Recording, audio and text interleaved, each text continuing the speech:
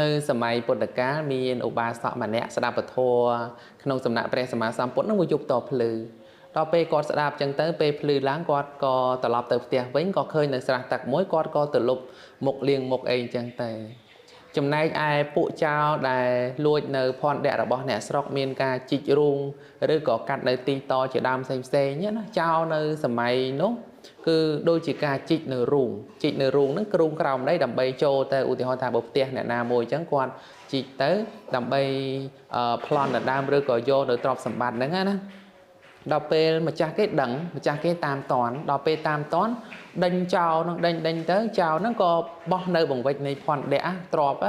ទៅចិត្តឧបាសកដែលកំពុងតែលុបមុខនៅមាត់ស្រះហ្នឹងដល់ពេលអញ្ចឹងទៅពួកម្ចាស់ទ្របហ្នឹងគាត់ថាឧបាសកហ្នឹងហើយគឺជាចោលក៏វាយឧបាសកហ្នឹងមួយដៃមួយជើងម្នាក់អញ្ចឹងទៅរហូតដល់ស្លាប់បាត់តែភិក្ខុទាំងឡាយដែលនិមន្តទៅដងទឹកនឹងដែរលោកឃើញនៅព្រឹត្តិការណ៍ហ្នឹងលោកថារឿងរ៉ាវហ្នឹងវាមិនសមព្រោះឧបាសកហ្នឹងគាត់ស្ដាប់ពធមកយប់ហើយគាត់មិនបានទៅប្រព្រឹត្តធ្វើនៅចោរកម្មលួចប្លន់ដណ្ដើមរបស់អ្នកដទៃទេមិនបានអ្នកស្រុកហ្នឹងវាគាត់រហូតដល់ស្លាប់ទៅអញ្ចឹងភិក្ខុទាំងឡាយគិតថាវាមិនសមរឿងរ៉ាវហ្នឹងបានយករឿងហ្នឹងទៅទូលដល់ព្រះសម្មាសម្ពុទ្ធព្រះអង្គសម្ដែងថាដែលអ្នកទាំងឡាយគិតថារឿងនៃឧបាសកដែលត្រូវអ្នកស្រុកវាយនឹងរឿងរ៉ាវបច្ចុប្បន្នហ្នឹងវាមិនសមពិតមែនហើយប៉ុន្តែបើគិតអំពីរឿងអតីតគឺវាសមព្រះអង្គសម្ដែងនៅក្នុងសេចក្តីហ្នឹងជា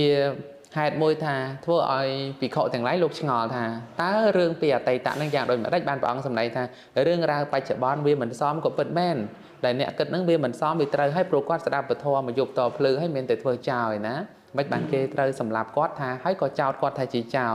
អាហ្នឹងរឿងរ៉ាវបច្ចុប្បន្នវាមិនសមនៅក្នុងសេចក្តីហ្នឹងប៉ុន្តែព្រះអង្គសម្ដែងពីអតីតកម្មគឺសមហើយបានព្រះអង្គសម្ដែងសេចក្តីហ្នឹងភិក្ខុទាំងឡាយទូរតនាសូមឲ្យព្រះអង្គសម្ដែងនៅក្នុងសេចក្តីហ្នឹង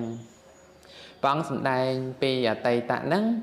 មានបរិសម្នាក់ហ្នឹងដែលបានទទួលការចាត់ចែងពីបរិជាហ្នឹងថាជាអ្នកចម្លងទូកចឹងទៅចម្លងក្បូនអីចឹងទៅសម្រាប់អ្នកធ្វើដំណើរទាំងឡាយអីចឹងទៅពីត្រើយមកខាងទៅត្រើយមកខាង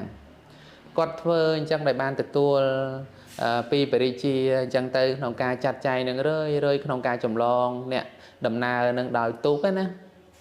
ដល់ពេលសម័យកាលមួយស្រាប់តែមានប្តីប្រពន្ធ2នាក់គាត់ទៅតែរៀបការហើយថ្មីអញ្ចឹងទៅប្រពន្ធនឹងស្អាតដល់ប្រពន្ធនឹងស្អាតពេលដែលធ្វើដំណើរមកដល់មាត់កំពង់ហ្នឹងអ្នកដែលចាត់ចែងទូកនឹងគ្រាន់តែឃើញភ្លាមស្រឡាញ់ភ្លាមខាត់អ្នកទាំងពីរពួកអ្នកទាំងពីរហ្នឹងបំណងបរទេសមកថានឹងឆ្លងនៅទន្លេនឹងទៅតែអ្នកដែលខាត់ហ្នឹងគាត់ថានៅនឹងសិនហើយពេលវេលានេះមិនសមគួរទេបើអ្នកទៅក៏យើងមិនអាចជូនអ្នកឯងទៅដែរអញ្ចឹងអ្នកឯងសម្រាប់នៅទីនឹងហើយពីអ្នកប្តីប្រពន្ធហ្នឹងគាត់មិនចង់សម្រាប់នៅទេគាត់ចេះតែចង់ឲ្យអ្នកចម្លងហ្នឹងចេះតែចម្លងទៅប៉ុន្តែដោយហេតុថាសេចក្តីស្រឡាញ់កើតឡើងណាស្រឡាញ់ប្រពន្ធគេអញ្ចឹងទៅក៏ឲ្យគេនៅក្នុងនឹងទៅចាត់ចែងរៀបចំមានជាផ្ទះមានជាបាយអីអញ្ចឹងទៅយើងគិតមើលថាគួរចេតនាអាក្រក់ចាប់ផ្ដើមប្រកាសឡើងដល់បរិសហ្នឹងគាត់គិតថាតើធ្វើហេតុដូចម្ដេចដើម្បីបានប្រពន្ធរបស់បរិសហ្នឹងដែលទៅតែរៀបការដែលថាឃើញដោយសេចក្តីស្រឡាញ់ណាដល់អញ្ចឹងទៅ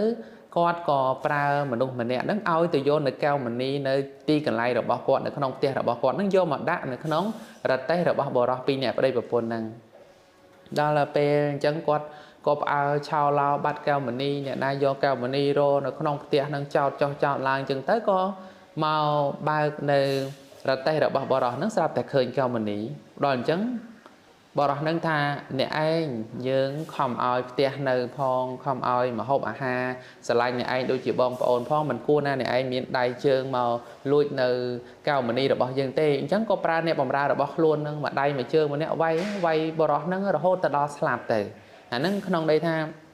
ជាការចោទប្រកាន់គេតែម្ដងយករបស់ហ្នឹងមកដោយខ្លួនឯងហើយចោទប្រកាន់ថា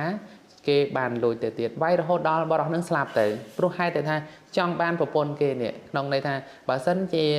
ប្តីគេនៅពិបាកក្នុងការយកប្រពន្ធគេអញ្ចឹងតតែសម្រាប់ប្តីគេអញ្ចឹងទៅដើម្បីបានប្រពន្ធគេនឹងឯង